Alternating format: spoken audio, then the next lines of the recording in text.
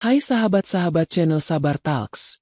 Bayangkan, suami yang kau percaya mati-matian, justru melamar sahabatmu sendiri. Bukan di sembarang tempat, tapi di bawah menara Eiffel, Paris.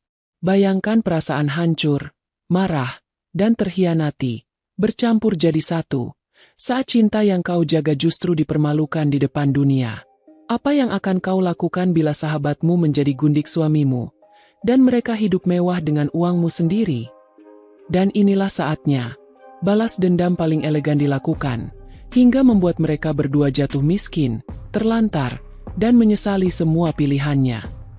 Namun sebelumnya, kalau kamu suka cerita yang menyentuh hati, klik subscribe sekarang juga ya. Jangan lupa like videonya, dan tulis di komentar kamu nonton dari mana. Siapa tahu, ada teman satu kota di sini. Dan sekarang, mari kita mulai kisah hari ini. Namaku Rani. Sejak kecil aku selalu percaya bahwa kebahagiaan sejati ada pada rumah tangga yang harmonis.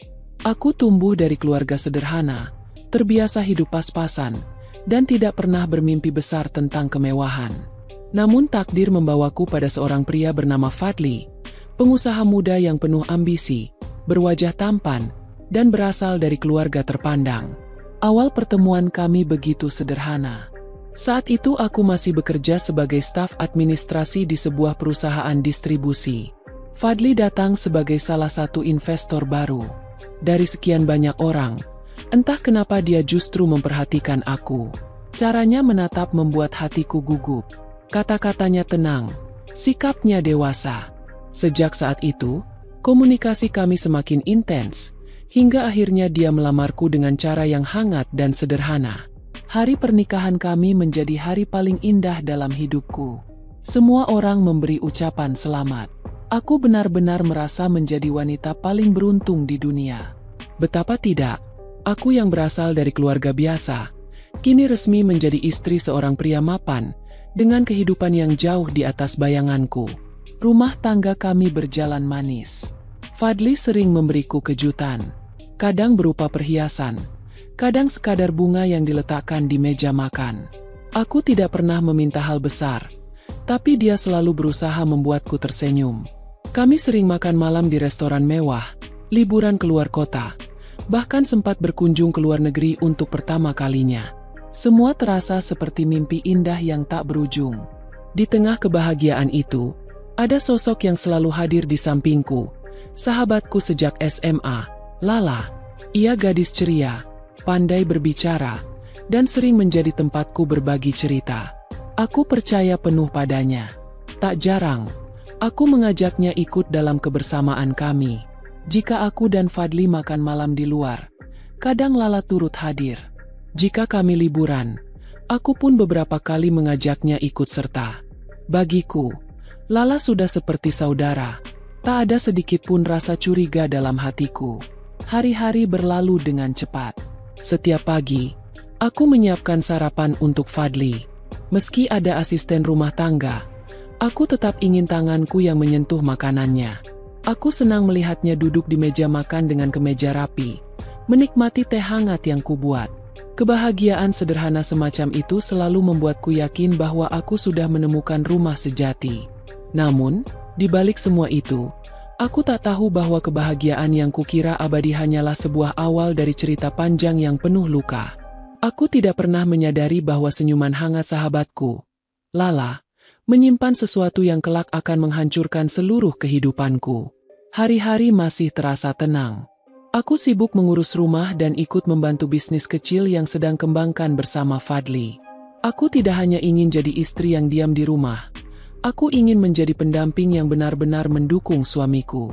Setiap langkah, aku berusaha menaruh kepercayaan penuh pada dirinya. Rasa percaya itu membuatku tidak pernah sedikit pun menaruh curiga. Meskipun sesekali aku mendengar bisikan dari orang lain bahwa dunia bisnis penuh dengan godaan. Aku selalu menepisnya dengan keyakinan bahwa Fadli bukanlah tipe lelaki yang mudah tergoda. Bagiku, dia adalah pria setia yang mencintai keluarganya lebih dari apapun. Malam-malam kami sering diwarnai dengan obrolan ringan. Tentang masa depan, tentang anak yang kami impikan, tentang rumah impian di pinggir kota. Aku selalu tersenyum mendengar rencana-rencana itu, karena ku yakin semua akan terwujud bersama. Dan di saat seperti itu, Lala sering datang berkunjung. Ia duduk di ruang tamu sambil bercanda dengan kami.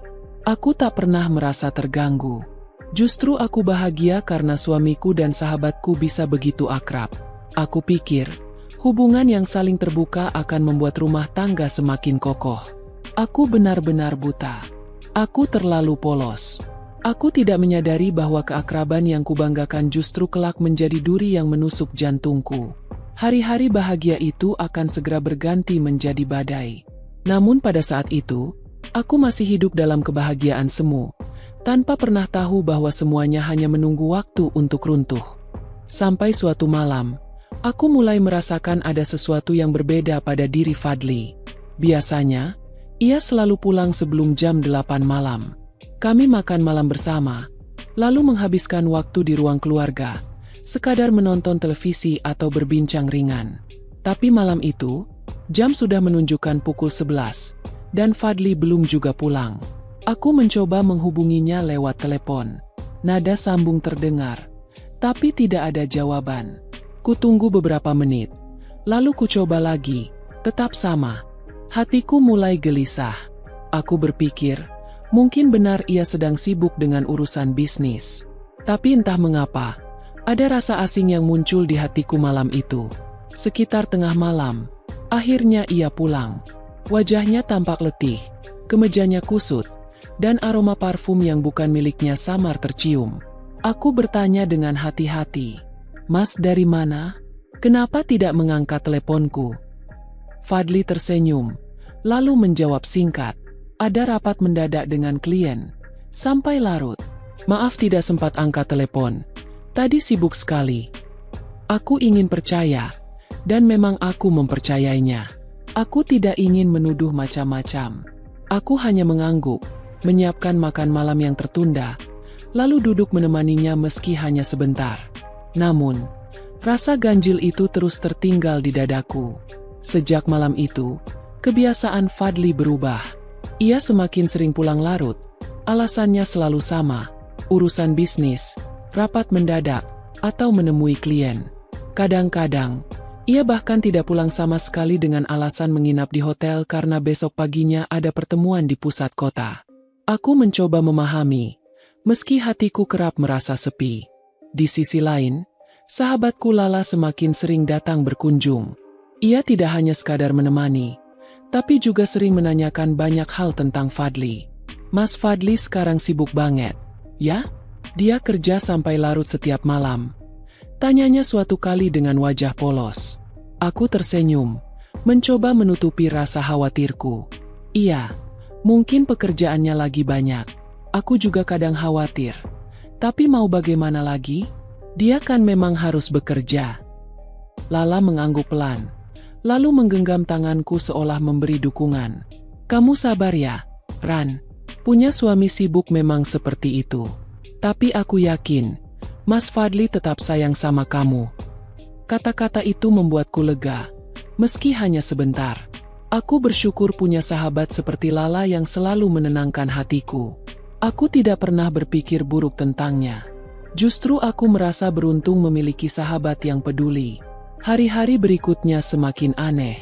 Aku sering menemukan Fadli duduk di ruang kerja dengan telepon yang ditempelkan ke telinganya. Setiap kali aku masuk, ia buru-buru menutup telepon atau keluar ruangan. Jika kutanya sedang bicara dengan siapa, jawabannya selalu singkat, "Klien." Pernah sekali aku masuk diam-diam tanpa ia sadari. Kudengar suaranya begitu lembut, berbeda dengan cara bicaranya saat menghadapi rekan kerja. Tapi begitu menyadari kehadiranku, ia langsung menutup telepon dengan tergesa-gesa. Ia tersenyum canggung, lalu berkata, "Itu tadi hanya urusan kerja, Ran.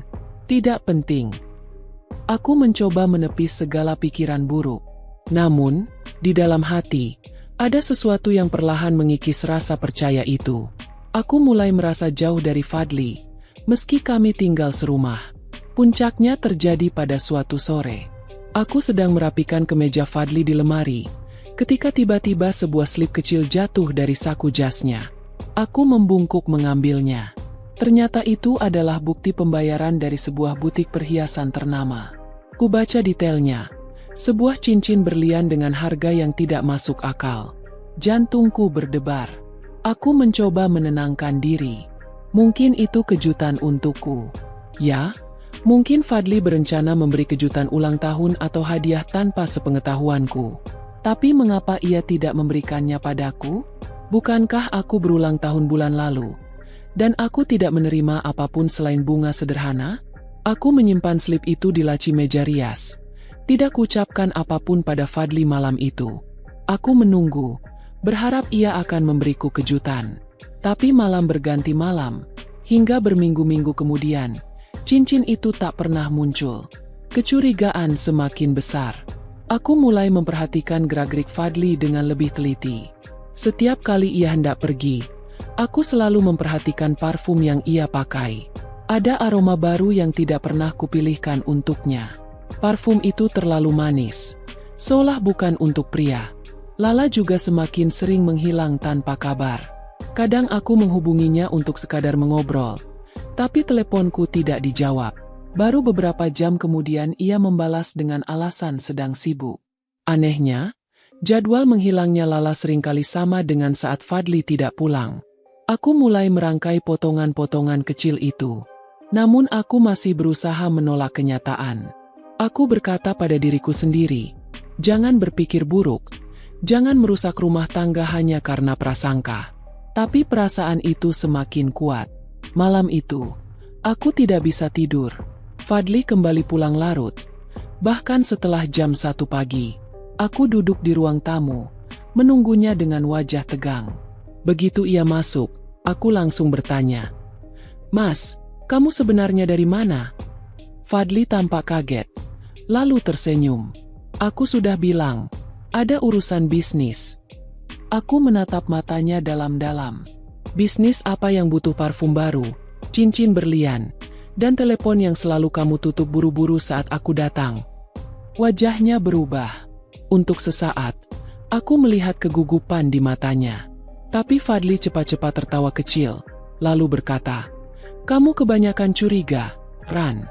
Cincin itu untuk proyek. Ada klien yang memesannya. Jangan berpikir macam-macam." Aku ingin percaya, tapi hatiku menolak. Kata-katanya tidak meyakinkan. Aku menahan air mata, lalu hanya terdiam. Beberapa hari kemudian, kecurigaan itu menemukan jawabannya. Aku sedang membereskan meja kerja Fadli ketika mataku tertuju pada amplop putih di sudut laci. Rasa penasaran membuatku membuka amplop itu. Di dalamnya ada 2 tiket pesawat menuju Paris. Bukan tiket bisnis, bukan tiket rombongan, melainkan tiket perjalanan pribadi. Aku membaca nama yang tertera di tiket itu. Jantungku berhenti seketika. Di samping nama Fadli, ada nama lain yang sangat kukenal. Nama itu membuat tanganku gemetar. Lala. Dunia seakan runtuh di hadapanku. Sahabat yang selalu kupeluk saat aku menangis. Sahabat yang selalu kuajak dalam kebahagiaanku. Sahabat yang kuberi kepercayaan penuh. Ternyata adalah orang yang akan pergi bersama suamiku. Aku duduk terdiam di ruang kerja, memeluk tiket itu dengan tangan gemetar. Air mataku jatuh satu persatu, membasahi kertas yang menyimpan kenyataan pahit. Rasanya seperti mimpi buruk yang tidak pernah kuduga. Hari-hari berikutnya berubah menjadi siksaan batin. Aku berusaha tetap tersenyum di depan Fadli, berusaha bersikap biasa di depan Lala. Tapi hatiku hancur berkeping-keping setiap kali mengingat tiket itu. Aku mencoba mencari jawaban. Aku mencari tahu jadwal keberangkatan mereka. Dan benar saja, beberapa hari kemudian, aku melihat Fadli pergi dengan koper besar. Ia mencium keningku sekilas sebelum berangkat, lalu berkata singkat, "Doakan aku ya, Ran, semoga bisnis di luar negeri ini berjalan lancar." Aku mengangguk dengan senyum pahit, meski hatiku menangis. Beberapa jam kemudian, aku menerima pesan dari seorang teman lama yang kebetulan sedang di bandara. "Ran, aku tadi lihat suamimu di bandara. Dia tidak sendirian. Dia bersama seorang wanita. Kayaknya aku kenal deh. Itu bukan sahabatmu, Lala?" Mataku langsung berkaca-kaca. Pesan itu menjadi pukulan terakhir yang menghancurkan sisa-sisa kepercayaanku. Tidak ada lagi yang bisa kusembunyikan. Tidak ada lagi alasan untuk menolak kenyataan. Suamiku, pergi bersama sahabatku. Kata-kata itu berulang-ulang terngiang di kepalaku, menampar batinku berkali-kali. Aku duduk terdiam di kamar. Pandanganku kosong menatap langit-langit. Sementara air mata tak berhenti mengalir. Rasanya seperti jantungku diremas, nafas terasa sesak, dan dunia seakan tak lagi berpihak padaku. Aku menatap layar ponsel yang masih menyimpan pesan dari temanku. Kata-katanya begitu jelas, tidak ada yang bisa disalahartikan. Fadli memang benar pergi bersama Lala. Mereka terlihat mesra di bandara, berjalan berdampingan dengan koper masing-masing, seakan-akan sedang memulai perjalanan indah berdua. Tanganku gemetar. Aku membuka kembali laci tempat menyimpan tiket pesawat yang kutemukan sebelumnya. Kertas itu masih ada di sana. Kusut karena sudah terlalu sering kugenggam sambil menangis. Kubuka perlahan. Mataku menelusuri huruf demi huruf. Air mataku kembali jatuh. Tidak ada lagi keraguan. Nama mereka tercetak jelas di sana. Paris, kota yang selama ini menjadi impianku. Kota yang dulu sering kami bicarakan saat makan malam. Kota yang ingin kukunjungi bersama Fadli, untuk mengabadikan cinta kami di bawah menara Eiffel. Dan kini, justru sahabatku yang menemaninya ke sana. Aku menunduk, suaraku tercekat saat berbisik. Kenapa, Mas? Kenapa harus dia? Kenapa harus sahabatku sendiri? Malam itu terasa begitu panjang. Aku tidak bisa tidur. Hanya bisa menatap kosong ke arah jendela. Bayangan Fadli dan Lala di Paris berputar-putar di kepalaku. Aku membayangkan mereka berjalan bergandengan tangan di jalanan kota, makan malam romantis di kafe pinggir jalan, hingga mungkin berciuman di bawah cahaya lampu menara. Pikiranku dipenuhi gambaran yang menyiksa, membuatku semakin hancur. Beberapa hari kemudian, kepastianku datang dengan cara yang lebih menyakitkan. Aku membuka media sosial seperti biasa. Mataku terpaku pada sebuah unggahan di akun gosip yang sering membicarakan kehidupan orang-orang kelas atas. Ada foto sepasang kekasih yang sedang berfoto di depan menara Eiffel. Meski wajah mereka sedikit tertutup masker dan kacamata hitam, aku mengenalinya. Aku mengenali postur tubuh itu, cara berdiri itu. Itu adalah Fadli. Dan di sampingnya, dengan gaun merah mencolok, adalah Lala. Dadaku sesak. Aku hampir melempar ponselku karena tak sanggup melihat lebih lama. Aku berusaha meyakinkan diriku. Mungkin itu hanya kebetulan. Mungkin itu bukan mereka. Tapi saat ku geser layar, aku menemukan foto lain. Foto yang lebih jelas. Fadli berlutut dengan sebuah kotak cincin terbuka. Sementara Lala menutup mulutnya dengan tangan, seolah terkejut bahagia. Orang-orang di sekitar mereka bertepuk tangan. Tidak ada lagi yang bisa disangkal. Fadli, suamiku, melamar sahabatku di Paris. Aku jatuh terduduk di lantai. Tubuhku bergetar hebat. Aku ingin berteriak, tapi suaraku tercekat. Aku ingin menangis, tapi air mataku sudah terlalu kering karena semalam tidak berhenti mengalir.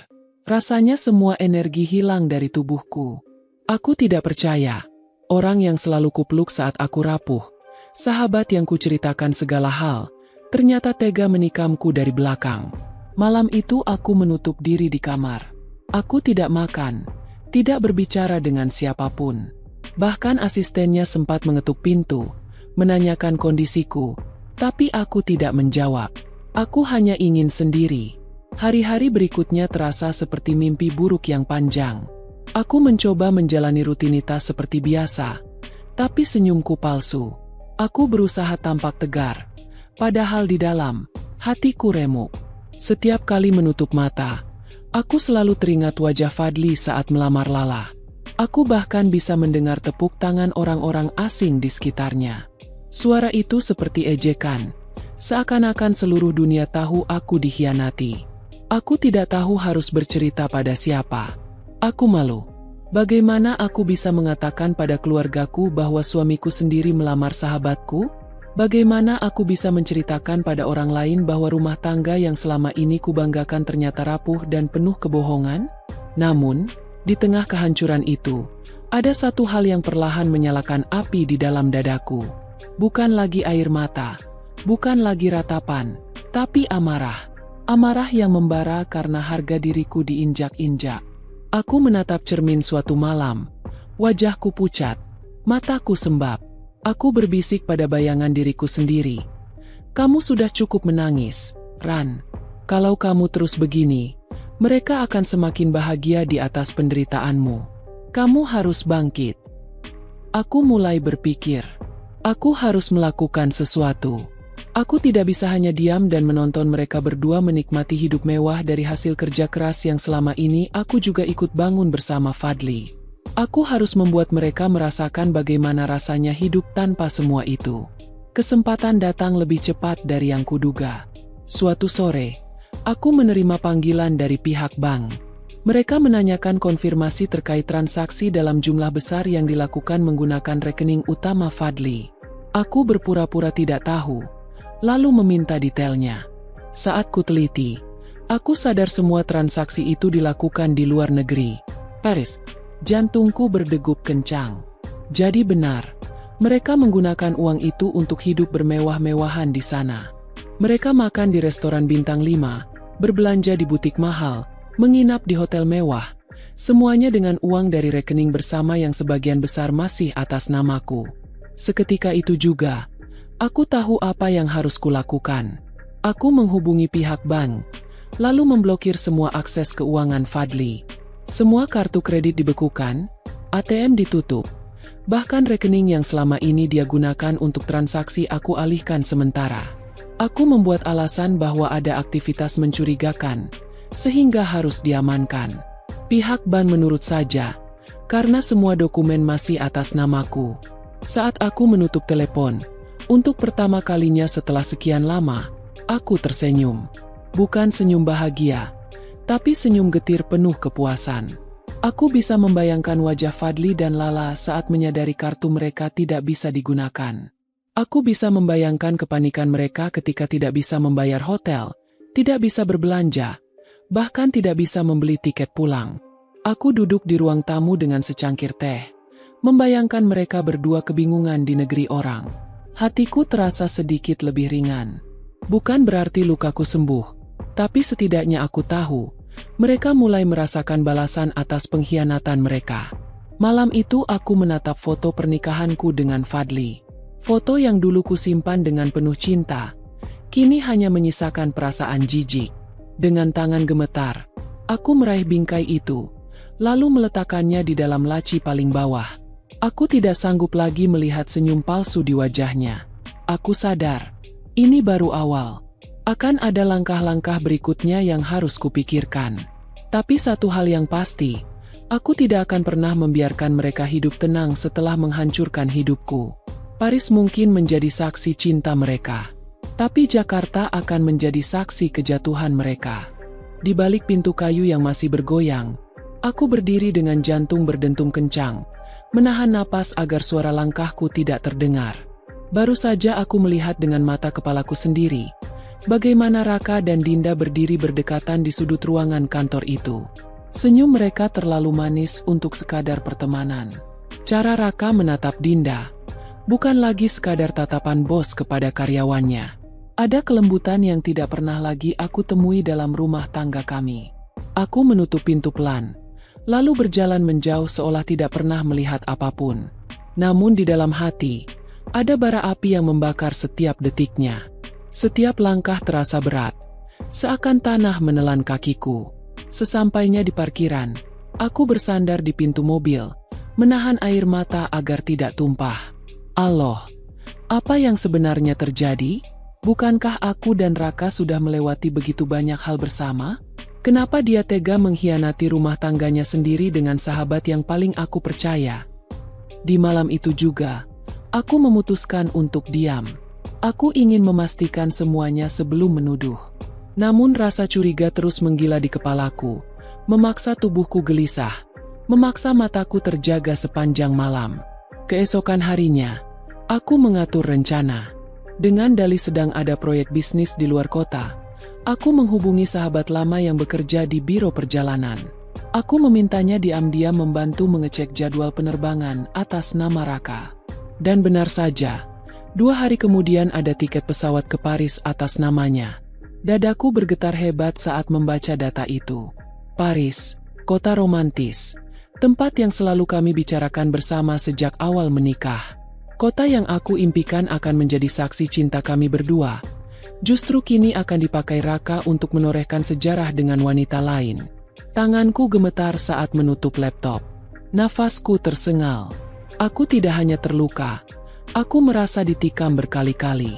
Namun, rasa hancur itu justru menyalakan api keberanian. Aku bersumpah, bila benar Raka dan Dinda pergi ke Paris, aku akan mengikutinya.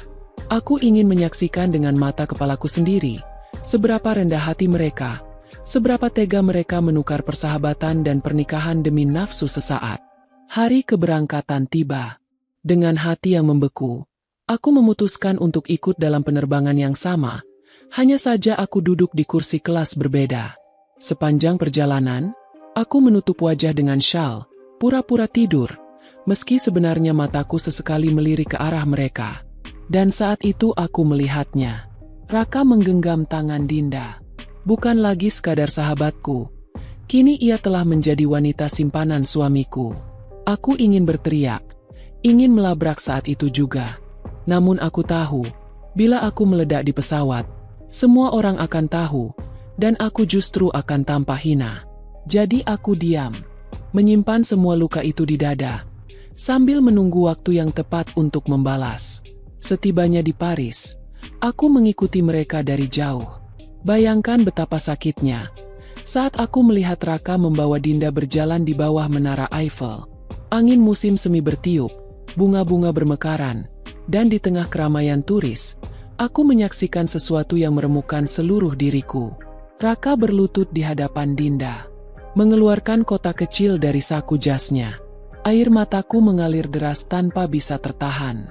Suamiku, lelaki yang berjanji akan melindungi dan mencintaiku selamanya, kini melamar sahabatku di kota impianku. Aku berjongkok di balik kerumunan, menggenggam mulutku agar tidak berteriak. Dunia seolah runtuh di sekitarku. Orang-orang bertepuk tangan melihat momen itu, sementara aku merasakan diriku seakan mati berdiri. Malamnya, aku kembali ke hotel dengan langkah gontai. Aku menatap cermin kamar, melihat wajah yang pucat dengan mata bengkak. Aku tidak boleh terus seperti ini, bisikku pada diri sendiri. Kalau aku terus menangis, aku akan kalah. Aku harus berdiri. Aku harus membalas. Disitulah sebuah rencana gila mulai tersusun di kepalaku. Aku membuka laptop, masuk ke akun bank bersama yang selama ini aku kelola. Aku tahu semua kata sandinya. Aku tahu semua rekening yang dipakai Raka. Dengan tangan bergetar tapi hati membara, aku mulai memblokir satu persatu aksesnya. Aku tersenyum pahit. Kalau memang kau ingin hidup dengan sahabatku, silakan. Tapi jangan pernah harap bisa menikmati uangku. Kalian berdua akan merasakan bagaimana rasanya hidup tanpa fasilitas, tanpa kemewahan, tanpa kenyamanan yang selama ini kau banggakan. Hari berikutnya, aku mengikuti mereka lagi. Bedanya, kali ini wajahku bukan hanya menahan luka, tapi juga menyimpan amarah yang siap meledak. Aku melihat Dinda memamerkan cincin di jarinya sambil tertawa bahagia. Raka terlihat begitu percaya diri, seolah dunia ada di genggamannya. Namun tak lama kemudian, ekspresi itu mulai berubah. Aku menyaksikan langsung bagaimana ponsel Raka berdering berkali-kali. Ia mencoba membuka aplikasi perbankan. Wajahnya mendadak panik. Dinda bertanya-tanya, namun Raka hanya menjawab dengan singkat. Aku tertawa lirih dari kejauhan. Inilah awal dari bencana yang mereka ciptakan sendiri. Malam itu aku duduk di balkon hotelku, menatap lampu-lampu Paris yang berkilau. Meski hatiku masih hancur, ada sedikit kepuasan yang tak bisa kuingkari. Balas dendamku baru saja dimulai. Namun aku juga sadar, ini bukan akhir. Akan ada lebih banyak konflik, lebih banyak drama, karena aku belum siap melepaskan semuanya begitu saja. Aku meneguk napas panjang, menatap langit malam yang bertabur bintang. Dan dalam hati aku berbisik lirih. Bersiaplah, Raka. Bersiaplah, Dinda. Aku akan pastikan hidup kalian berubah menjadi neraka, sebagaimana kalian telah mengubah hidupku menjadi puing-puing. Bab ini berakhir di balkon hotel, dengan diriku memandang jauh, membawa luka, amarah, dan tekad yang semakin menguat. Kalimat itu masih bergaung di kepalaku malam itu. Saat aku menatap gemerlap lampu Paris dari balkon hotel, aku menutup mata, menghirup udara dingin yang menusuk tulang, membiarkan rasa sakit sekaligus kepuasan bercampur menjadi satu. Namun kepuasan itu hanya sesaat, karena aku tahu, drama yang sebenarnya baru saja dimulai. Keesokan paginya, aku sengaja duduk di sebuah kafe kecil tak jauh dari Champs-Élysées. Kopi hitam mengepul di depanku. Roti croissant yang nyaris tidak kusentuh tergeletak begitu saja. Mataku terpaku pada kaca jendela, mengawasi dari kejauhan. Dan benar saja, Raka muncul bersama Dinda. Wajahnya terlihat tegang, langkahnya terburu-buru, sementara Dinda menggandeng lengannya dengan ekspresi cemas. Mereka masuk ke dalam sebuah bank internasional di seberang jalan. Aku tersenyum miring. Akhirnya kau mulai panik, Raka. Beberapa menit kemudian, mereka keluar.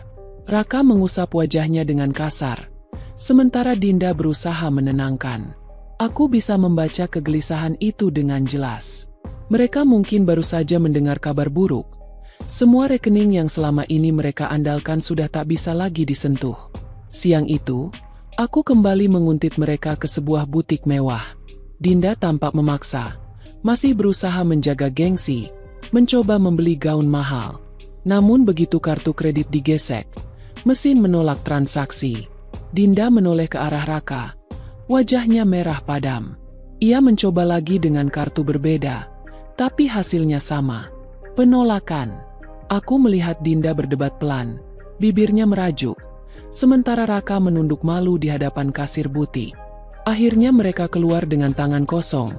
Dinda melangkah cepat sambil memalingkan wajah, jelas-jelas kecewa. Aku meneguk kopi yang sudah dingin. Ada rasa perih di dada, tapi ada juga kepuasan yang tidak bisa kugambarkan. Mereka mulai merasakan apa yang selama ini tidak pernah mereka bayangkan, hidup tanpa kemewahan. Malam itu aku menyusun langkah berikutnya. Aku tahu, hanya memblokir akses keuangan tidak cukup. Aku ingin melihat mereka terpojok, saling menyalahkan, hingga akhirnya menelan pahitnya karma. Aku menghubungi pengacara pribadiku yang selama ini menangani bisnis kecilku di Jakarta. Suaraku dingin, tapi mantap. Lakukan apapun yang perlu dilakukan. Aku ingin semua aset yang atas nama Raka dibekukan. Aku tidak peduli berapa biayanya. Yang penting, jangan sampai sepeser pun bisa ia pakai tanpa seizinku. Di ujung telepon, pengacaraku hanya menjawab singkat, "Baik, Bu. Serahkan semuanya pada saya." Keesokan harinya, drama semakin panas. Aku sengaja berjalan melewati area Trocadero, tempat orang-orang biasa berfoto dengan latar menara Eiffel. Di sana, aku melihat pemandangan yang membuatku hampir tak percaya. Raka dan Dinda duduk di bangku taman. Wajah mereka kusut, jelas sedang bertengkar. Dinda melipat tangan di dada.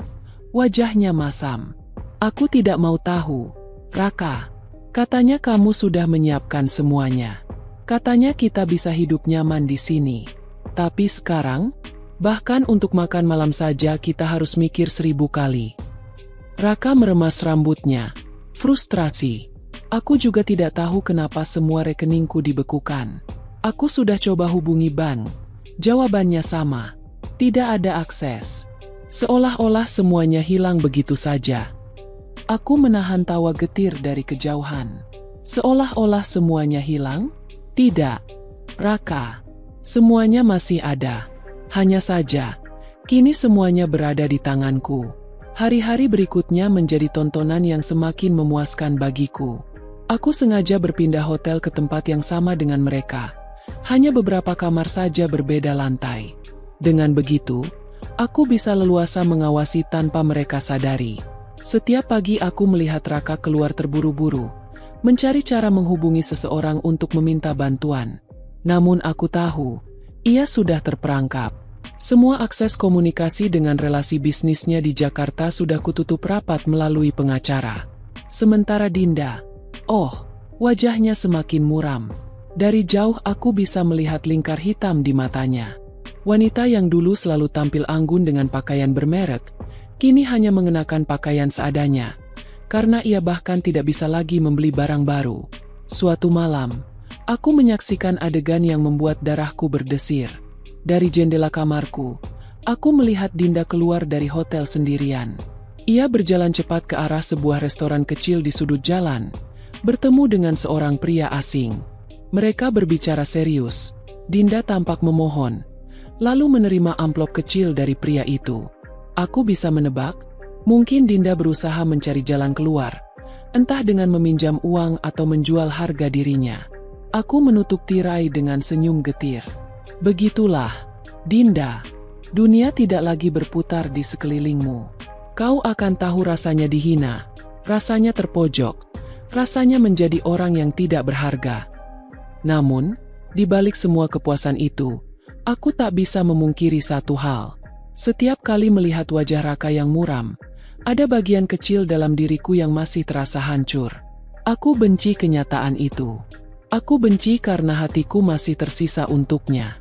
Tapi aku tidak akan goyah. Aku harus terus kuat, karena bila aku lengah, semua luka ini akan kembali menelan diriku. Hari kelima di Paris menjadi titik balik.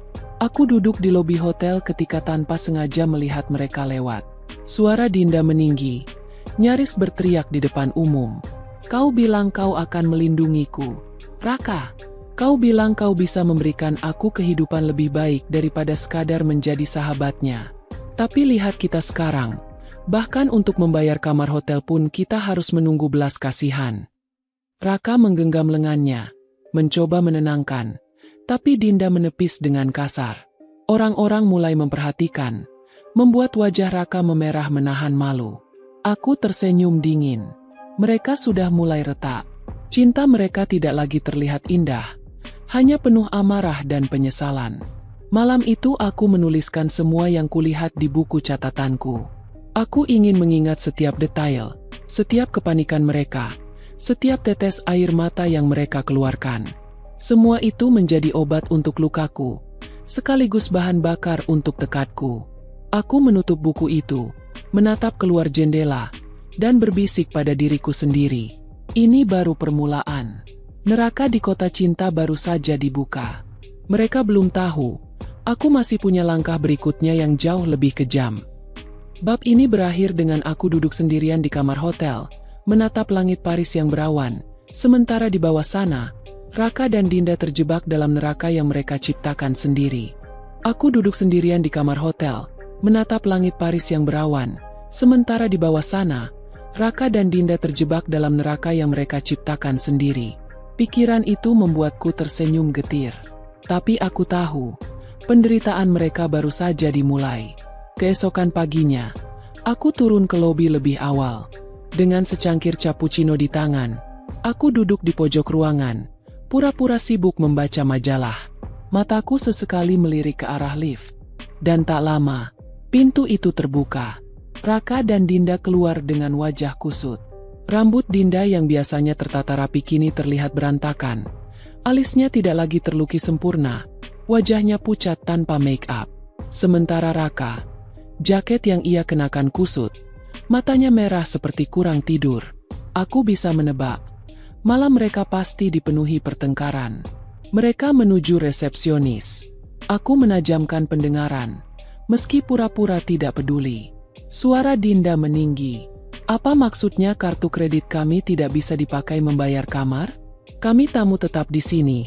Bagaimana mungkin kalian memperlakukan kami seperti ini? Resepsionis menjawab tenang. Maaf, madam.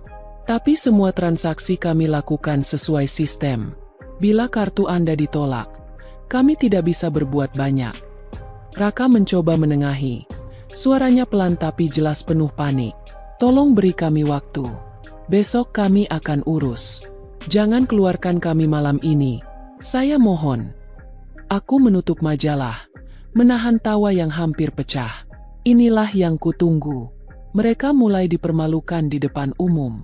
Hari-hari berikutnya, drama semakin nyata. Mereka tidak lagi terlihat di butik-butik mewah atau restoran bergengsi. Sebaliknya, aku sering melihat mereka berjalan menyusuri jalan sempit Paris, mencari restoran murah untuk sekadar mengisi perut. Dinda terlihat gelisah. Suaranya meninggi tiap kali berbicara. Aku tidak percaya ini. Kau bilang kita akan hidup bahagia. Raka, kau bilang aku akan jadi ratu di sisimu.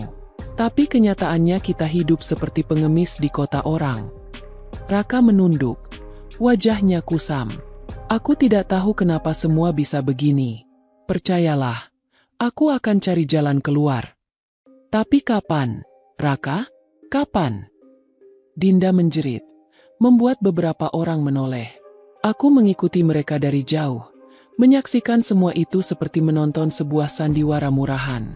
Sungguh ironis, dulu mereka tertawa di bawah menara Eiffel, kini mereka hanya saling menyalahkan di jalanan asing. Suatu sore, aku sengaja memilih duduk di kafe kecil dekat stasiun Gare du Nord. Dari balik kaca, aku melihat Raka menghitung uang kertas yang tersisa di tangannya. Jumlahnya sedikit, bahkan tidak cukup untuk membayar tiket pulang kelas ekonomi sekalipun. Dinda bersedekap, wajahnya masam. Jadi ini sisa terakhir? Bagus sekali. Bagaimana kita akan hidup besok? Raka menutup wajah dengan telapak tangan, jelas frustasi. Aku akan cari cara. Mungkin aku bisa menjual jam tanganku. Aku tersenyum dingin. Jam itu, jam hadiah ulang tahun dariku. Jam yang kubeli dengan tabungan hasil kerja keras sendiri. Dan sekarang, ia berniat menjualnya demi bertahan hidup bersama selingkuhannya. Hati ini terasa pedih, tapi sekaligus puas. Pedih karena jam itu adalah simbol cintaku dulu. Puas karena mereka akhirnya jatuh ke titik terendah. Malam itu, aku menerima pesan dari pengacara. Semua aset Raka di Jakarta resmi dibekukan, termasuk saham yang atas namanya. Dia tidak akan bisa mengakses apapun tanpa persetujuan Anda. Aku membaca pesan itu berulang kali, lalu menghapusnya. Khawatir Raka bisa saja memergoki bila ia tiba-tiba mendekati. Tapi tentu saja, aku selalu selangkah lebih jauh dari mereka. Hari ke-7 di Paris, aku menyaksikan titik paling rendah dalam hidup mereka. Aku duduk di bangku taman dekat stasiun metro. Dari sana, aku melihat Raka dan Dinda berjalan dengan koper. Mereka tidak lagi tinggal di hotel. Mereka sudah diusir karena tidak bisa membayar tagihan. Dinda menyeret koper dengan kasar. Wajahnya penuh amarah. Aku muak. Raka, aku seharusnya tidak pernah percaya padamu. Kalau saja aku tetap dekat dengan sahabatku, aku tidak akan jadi seperti ini. Sekarang lihat, aku terdampar di kota asing, tidak punya uang, tidak punya rumah, tidak punya siapa-siapa. Raka berhenti berjalan, menatapnya dengan mata penuh rasa bersalah. Aku juga tidak mau semua ini terjadi. Din, aku salah, tapi kita harus bertahan. Mungkin kita bisa tidur di hostel murah. Aku akan cari kerja sambilan untuk sementara waktu. Dinda menjerit. Kerja? Kau gila. Aku tidak datang ke Paris untuk melihatmu jadi buruh. Aku menutup wajah dengan syalku, pura-pura membaca buku. Tapi di balik itu, aku menahan air mata sekaligus tawa getir. Inilah klimaks dari pengkhianatan mereka. Namun, aku tahu ini belum cukup. Aku ingin mereka benar-benar merasakan bagaimana rasanya kehilangan segalanya. Malam itu, aku menulis di buku catatanku. Mereka sudah tidak punya rumah, tidak punya uang, tidak punya masa depan. Saatnya aku menunjukkan diriku. Saatnya mereka tahu bahwa orang yang mereka hianati masih berdiri tegak, menyaksikan kejatuhan mereka dengan mata kepala sendiri. Aku menutup buku itu dengan tangan bergetar. Air mata menetes, bukan lagi karena sedih, tapi karena campuran amarah dan kepuasan. Aku menatap bayangan wajahku di kaca jendela hotel. Bersiaplah, Raka. Bersiaplah, Dinda. Neraka ini belum berakhir. Aku masih punya kejutan yang lebih kejam dari sekadar membuat kalian terlunta di kota asing. Sementara aku, di kamar hotel hangat dan nyaman, merencanakan langkah balas dendam yang berikutnya. Keputusan untuk menampakkan diri di depan mereka secara langsung terasa paling masuk akal. Pagi itu udara Paris dingin, namun aku berpakaian rapi seperti wanita yang tak pernah kehilangan kewibawaan. Rambutku disisir rapi, lipstik tipis menghias bibir, dan tas kecil berisi dokumen penting serta ponsel kukalungkan di bahu. Aku tidak datang ke sini untuk berteriak atau menangis di depan mereka. Aku datang untuk menunjukkan bahwa luka yang mereka buat tidak akan membuatku runtuh, dan bahwa mereka akan menerima akibat dari pengkhianatan itu dengan penuh malu. Aku menuruni tangga hotel dengan langkah tenang. Di resepsionis aku meminta rekomendasi kafe yang hangat dan ramah, tempat orang biasa makan tanpa basa-basi. Aku tahu mereka pasti memilih tempat yang relatif murah demi menekan pengeluaran. Pilihanku jatuh pada sebuah bistro kecil yang sering kulewati beberapa hari terakhir. Di sana mereka berkali-kali terlihat makan sambil berdebat. Memasuki bistro, aku melihat mereka segera. Mereka duduk berdua di pojok, masih terlihat kusut. Dinda memegangi secangkir teh. Bibirnya gemetar ketika berbicara. Raka menunduk menatap meja. Jari-jarinya mengetuk perlahan. Pandangan mereka terpusat pada lembar-lembar kertas yang tampak seperti catatan anggaran. Aku berhenti sejenak di ambang pintu, mengamati. Di dadaku ada campuran rasa, antara dendam yang dingin dan sisa cinta yang pahit. Kemudian aku melangkah masuk, menyapa pelayan seolah tamu biasa, memilih meja yang tidak jauh dari mereka, dan memesan segelas air. Raka menoleh. Untuk sekejap waktu membeku. Mata kami bertemu. Matanya penuh kehampaan dan sekaligus ada kilasan takut. Dinda menutup mulutnya, lalu menoleh juga. Wajahnya berubah. Warna kecemburuan dan rasa malu berganti jadi panik. Mereka berdiri. Dinda berusaha tersenyum, tertawa getir. "Rani, apa kamu di sini?" katanya dengan suara yang kering. Suasana di bistro itu mendadak hangat. Orang-orang sekitarnya menoleh. Aku membalas senyuman itu seperti senyuman profesional yang menghantarkan maut. "Aku memang di sini," jawabku tenang. "Kebetulan sedang ingin makan pagi." Percakapan awal itu singkat, tetapi nuansa yang mengalir di antara kami membuat ruangan terasa lebih kecil. Raka mencoba menjelaskan. Suaranya patah-patah. "Ran, kita bisa bicara di luar. Tolong jangan buat keributan." Aku menggeleng, menegakkan kursi lalu duduk. "Tidak perlu. Aku tidak mau menyusahkan orang lain dengan drama pribadi. Aku hanya ingin melihat bagaimana keadaan kalian. Karena aku penasaran apakah kalian kuat menjalani hidup di mana aku tidak lagi ada." Dinda tertawa sinis, kemudian mengusap wajahnya. "Kamu tidak punya hak untuk datang ke sini. Kamu sudah menghancurkan semuanya. Kami sedang berusaha bertahan. Yang menghancurkan adalah yang menukar persahabatan dan janji suci demi nafsu," kataku. Suaraku tidak meninggi, namun setiap kata menancap seperti pisau. Seketika itu juga beberapa pengunjung menoleh, menyadari bahwa ada konflik pribadi. Aku merasakan pandangan mereka, namun aku tetap tenang. Raka kehilangan kata-kata. Ia mencoba meraih tanganku dengan gerakan setengah memohon. "Ran, dengarkan aku. Ini tidak seperti yang kamu bayangkan. Aku bisa jelaskan." Aku menarik tangan dari genggamannya, menatapnya dingin. "Jelaskan? Kau mendua. Kau menyusunnya dengan rapi. Kau pergi ke Paris untuk melamar sahabat perempuan yang kubawa ke rumah." Dinda menggigit bibir hingga memucat. Air mata menggenang di sudut matanya. Bukan murni penyesalan, namun campuran kebingungan dan takut kehilangan. "Ran, aku minta maaf. Aku hanya ikut perasaan. Aku tidak tahu harus bagaimana." "Perasaan?" Aku mengulang kata itu seperti meremehkan. Perasaan tidak memberi hak pada siapapun untuk menghancurkan hidup orang lain. Perasaan tidak memberi izin untuk mencuri masa depan seseorang. Di sekeliling kami suasana berubah. Bisik-bisik terdengar pelan. Meja-meja lain menengok. Seorang pria tua di pojok menatapku dengan tajam, seolah ingin memastikan kebenaran yang tergantung di udara. Raka menunduk. Wajahnya memerah karena malu sedangkan Dinda menutup muka dengan tangan. Aku memutuskan untuk membuka hal yang paling memalukan bagi mereka. Dengan tenang aku mengeluarkan ponsel dan menyalakan beberapa foto yang kutangkap saat mereka tertawa di Paris.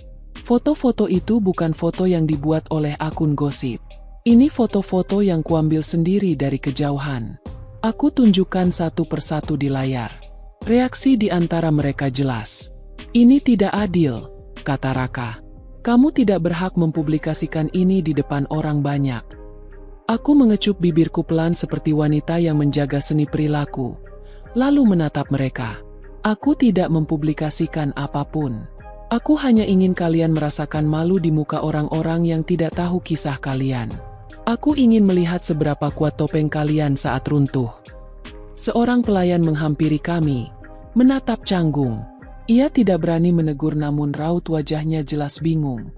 Dinda berdiri, suaranya hampir pecah. Jangan paksa aku berbicara di tempat umum. Ini tidak perlu. Namun aku bergerak cepat, tanpa drama berlebih. Aku menanyakan sesuatu yang membuat mereka semakin runtuh. Di mana kalian menginap malam ini? Pertanyaan itu menyiratkan kekuasaan. Raka yang sudah gelisah menjawab terbata-bata. Kami menginap di sebuah hostel dekat Saint-Germain. Aku mengangguk seperti wanita yang sedang memperhatikan detail rencana. Bagus. Jadi kalian tidak punya hotel mewah lagi. Kalian tidak bisa memamerkan kemewahan yang dulu kalian klaim. Itu berarti kalian sedang belajar menghargai hal kecil. Dinda menjerit. Air matanya akhirnya tumpah. Apa yang kamu mau dari kami, Rani? Kau sudah menghancurkan kami. Berhenti bersenang-senang dengan penderitaan orang lain. Kata-kata itu menusuk, karena memang bagiku tidak mudah melihat mereka kesakitan. Namun rasa sakit itu tidak lagi membuatku lemah. Sebaliknya, ia menjadi katalisator untuk menata kembali diriku. Aku menatap kedua manusia yang pernah kucintai. Aku tidak bersenang-senang. Aku hanya mengambil kembali kendali atas hidupku. Semua yang kalian nikmati selama ini ada campur tanganku. Dan aku tidak akan membiarkan hasil kerja kerasku dinikmati oleh pengkhianat. Mereka tampak kosong. Di hadapan umum, reputasi mereka retak. Aku tidak menghakimi untuk mencari kegembiraan, melainkan untuk menautkan kembali potongan harga diri yang pernah dicuri. Ketika aku berdiri meninggalkan meja, langkahku mantap. Di dadaku, tekad semakin kuketatkan. Ini belum akhir. Ini baru bab di mana mereka merasakan malu pertama kali. Ada langkah-langkah berikutnya yang akan merobek sisa kesombongan mereka. Bab ini ditutup dengan kepak langkah kakiku yang melewati trotoar. Sementara di belakangku, suara tangisan mereka bersahut dengan desiran angin. Namun ketika aku terus melangkah, menembus udara Paris yang dingin, aku sadar, aku tidak bisa selamanya hidup dari membalas dendam. Tangisan mereka sudah cukup jadi saksi bahwa keadilan itu ada, meski bukan dari pengadilan, tapi dari kenyataan hidup yang memukul mereka lebih keras dari apapun. Aku berhenti di tepi jalan, menatap lampu-lampu kota yang berkilau. Ada rasa lega yang perlahan menyelinap. Rasanya seperti membuka pintu setelah sekian lama terkurung di ruang gelap. Malam itu aku kembali ke hotel, bukan lagi sebagai perempuan yang teraniaya, melainkan sebagai perempuan yang baru saja menemukan kembali dirinya. Keesokan harinya, Raka menemuiku. Ia berdiri di lobi hotel dengan wajah lusuh. Matanya sembab. Dinda tidak ada di sampingnya. Rani. Suaranya serak, penuh kepasrahan. Aku tidak tahu harus bagaimana. Aku kehilangan segalanya. Aku hanya ingin satu hal darimu. Maaf. Aku menatapnya lama, berusaha mencari ketulusan di balik kata-kata itu. Maaf? Ucapku pelan. Raka, kata itu sudah terlambat. Kau bukan hanya menyakitiku. Kau juga menusuk dari arah yang paling tak terduga. Dari sahabatku sendiri. Maafmu tidak bisa menghapus apapun. Ia menunduk. Bahunya berguncang. Aku tahu.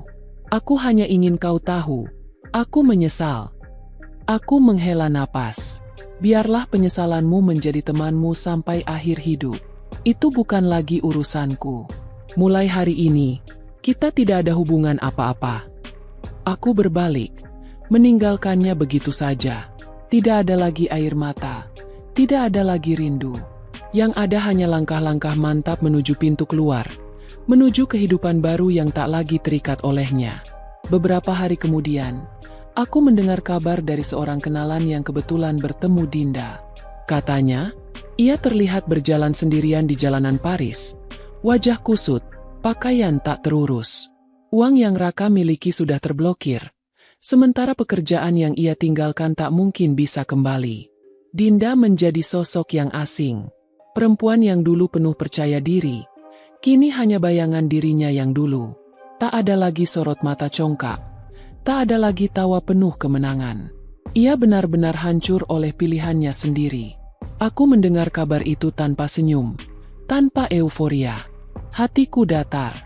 Karena pada akhirnya, aku sadar, aku tidak butuh melihat mereka jatuh untuk merasa lebih baik. Yang aku butuhkan hanyalah melepaskan. Dan kini aku sedang melakukannya. Hari keberangkatanku tiba. Aku berkemas dengan hati ringan. Di pesawat, ketika menatap keluar jendela, aku berbisik dalam hati. Paris, kau saksi. Di sini aku kehilangan. Tapi di sini juga aku menemukan. Aku kehilangan suami dan sahabat. Tapi aku menemukan kembali diriku. Tanganku menggenggam erat pasporku.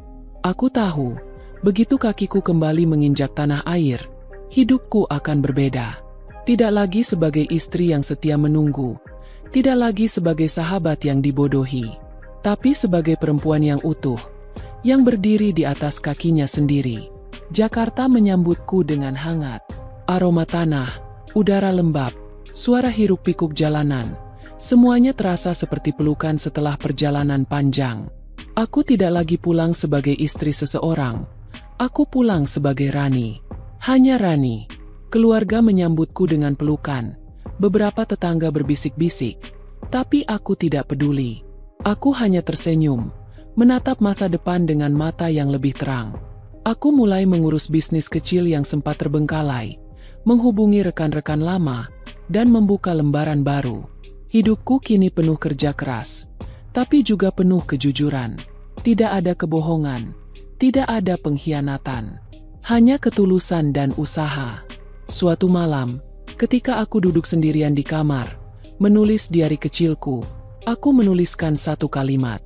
Balas dendam terindah bukan membuat mereka menderita, tapi membuktikan bahwa aku bisa bahagia tanpa mereka. Air mataku menetes, bukan karena sedih, tapi karena lega. Semua sakit, semua perih, kini berubah jadi kekuatan. Luka yang dulu membelenggu, kini menjadi sayap yang membawaku terbang lebih tinggi. Aku menutup diari itu dengan senyum. Hidupku tidak sempurna, tapi aku tahu satu hal, aku sudah bebas.